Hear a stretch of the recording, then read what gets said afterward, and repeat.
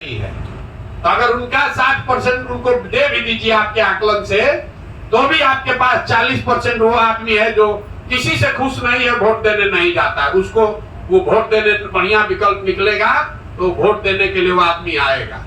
अब ये गणना मत कीजिए 11 तारीख तक 13 तारीख तक, जब तक वोट नहीं हो तब तक पूरा ताकत लगाने का समय है। एनालिसिस मत कीजिए। बहुत गणना हो रहा है। ए भैया, कौन जीतेगा कौन हारेगा, अब उसको किनारे रखिए। युद्ध के मैदान में उतर गए तो ये गणना करने का जरूरत नहीं है। कल परसों कोई हमको एक वीडियो भेजा, कहता है देखिए लाइव सिटी में ज्ञानेश्वर कहें कि प्रशांत किशोर फंस गए हैं। तो भैया, सब चुनाव जब आप लड़ते हैं तो उसमें फंसिए जाते हैं। लोगों ने हमको कहा बंगाल में फंस गए, हम ना निकल पाएंगे। ऐसा बीजेपी को उलाटे कि आज तक अभी सह नहीं मिल रहा है कि कहां जा रही है।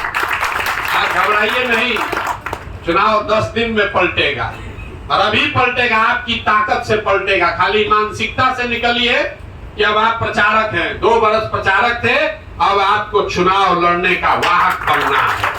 जो भी अब लोगों को जाकर उनको झकझोरना है कि अगर अब की हाली दिए वोट, जो आदमी नीतीश कुमार को 5 वर्ष से गरिया रहा है वही सुनील पांडे को वोट देगा, तो गांव में जाकर पूछिए कि नीतीश कुमार तुम रहेगा कि नहीं, इसके लिए वोट दोगे।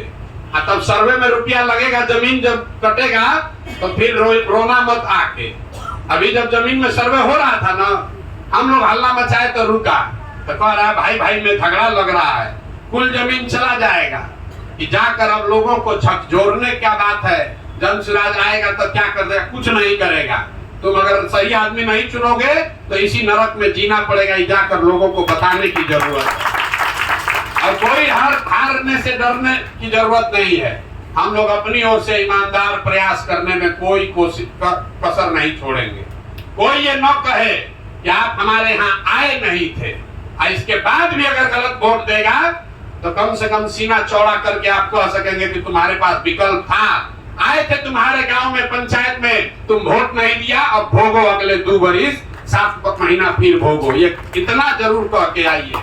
डिफेंसिव होकर मत लड़िए, कुछ डिफेंसिव होकर लड़ने का जरूरत नहीं है।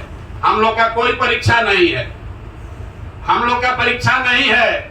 हम लोग अच्छा आदमी को सामने रखकर हम लोग परीक्षा पास कर दिए। अब परीक्षा यहाँ के जनता का है कि उसको बढ़िया आदमी चुनना है कि उसको बदमाश चुनना है।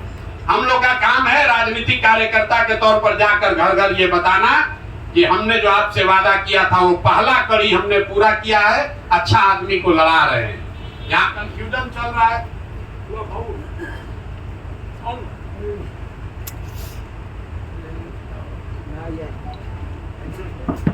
हेलो, क्या हुआ?